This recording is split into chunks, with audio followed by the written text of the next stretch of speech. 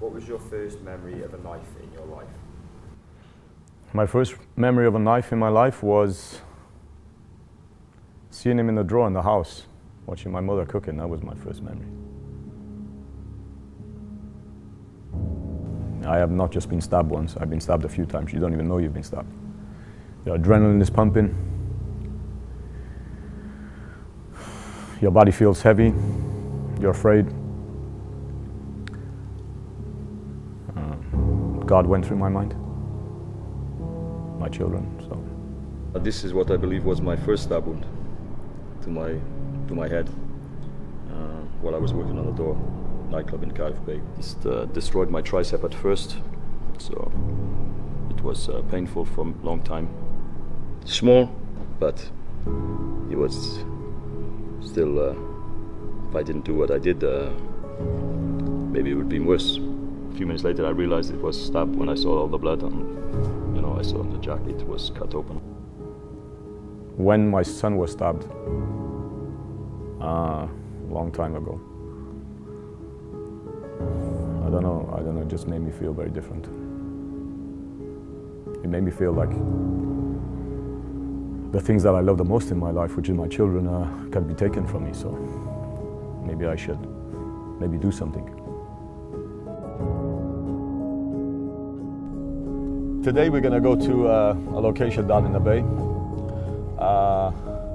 to do with somewhere where I worked at once as a door supervisor many years ago, so a long time ago. The incident was quite bad. When we get to the location, I'll tell you about it. As a whole, I mean, knife crime in this area, I'm even just here today, I've been to a new location in Lamb Rumney Hall as they are screaming out for the Kala classes in this area in particular. The Kala system is a self-defense system which prepares you for reality.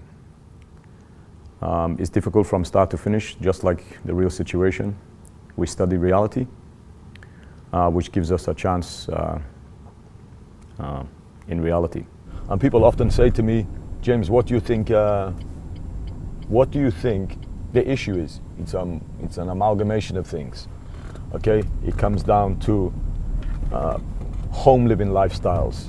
Yeah, it comes down to politicians. It comes down to schools. It comes down to community centers. It comes down to the people themselves. It even comes down to people like me. I'm going to hold response. I'm going to say I am partly responsible for it also, for maybe not giving them Kala sooner, whether good or bad. You know, everybody is responsible for this knife crime. On the night in question, we had like a garage night on. It was very busy.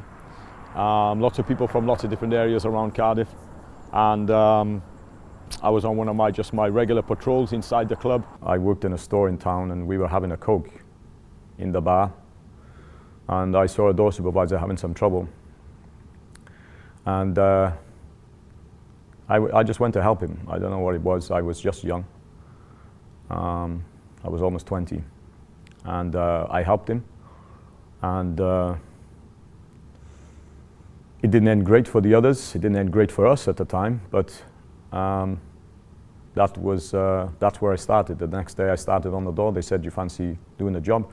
It was £4 an hour, £4.50 an hour, 4 hours a night. The attack happened, and I was stabbed towards the top of my head, just here. And I continued to fight. Again, being hit several times from the back, from the sides.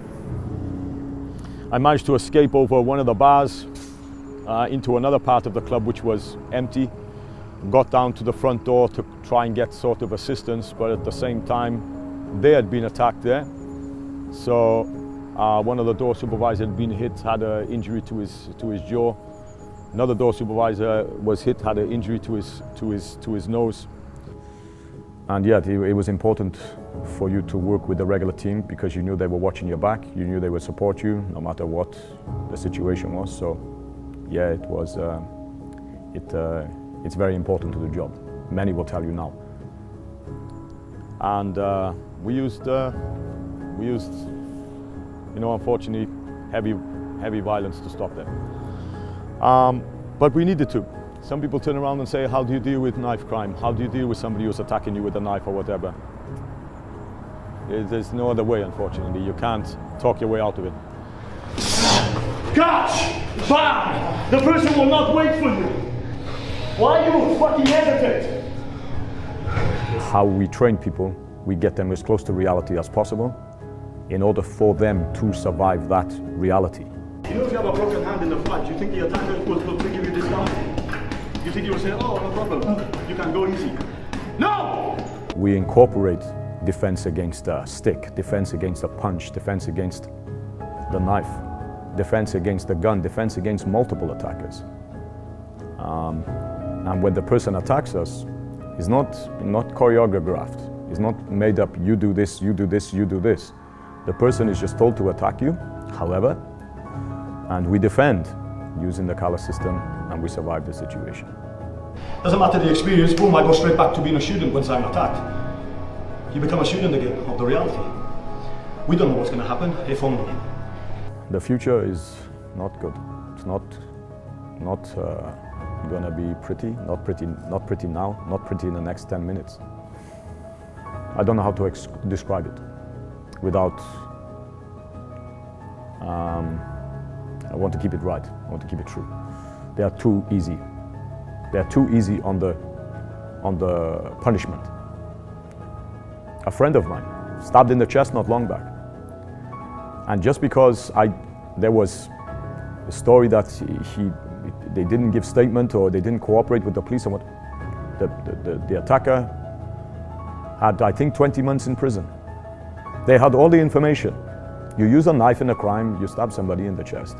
You're aiming for his heart, so you're aiming to kill him, and they give him 20 months in prison. Maybe he will be released after 10 months, maybe he'll be released less with the attack. This is not punishment. The thank you at the end makes me feel like it was worth it. Just a thank you. It's so much. To know that they believe in their chance, they feel better, they feel safer. If they feel that way, it makes me feel better. And basically our trophy, what we get at the end if we survive the situation, is being able to go home to our family. That's what color is.